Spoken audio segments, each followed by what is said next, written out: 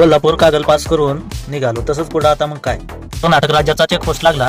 150 रुपयाची दक्षिणा पावती फाडली. टीपी कुठं अडवलं तर अडचण नको, डोक्याला ताप. एकदाच पोहोचलं निपाणी.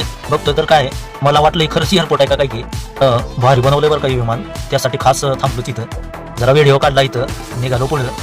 निपाणीच्या आलो पुढं. कशाचं काय घेतलंय हो का साईडला, आपल्या गाडीचे कागदपत्र ओके. टीपी फाडलाय आपण, त्याची पावती आहे 150 रुपयाची. तरी म्हणतं एंट्री देऊ. मग काय, काढली 100ची नोट, केली सुरंगळी आणि घातली साहेबाच्या खिशातच घातली बरं का. पुढे निघालो बरं का. हे पूल बघा ना, इथं घाट आहे ना, नदी आहे ना, समुद्र आहे, काय नाही. नेमकं हे पूल बांधलंय कशासाठी काय कळलंच नाही बरं. राहू द्या, सरकारी प्लॅन असेल पुढच्या 50 वर्षाच्या पुढचा. शेवटी इंजिनियर सांगेल ते खरंच. हॉटेल बघा एकदम खतरनाक दिसतंय, असं बंगला टाईप 1 नंबर हॉटेल आहे. आपण काही गेलो नाही तिथं, आपल्याला परवडतच नाही. परत महाराष्ट्र बाउंड्रीला लागलो गडिंग्लजच्या रोडला. तर हे बघा आपल्या महाराष्ट्र सरकारची प्रीमियर बस.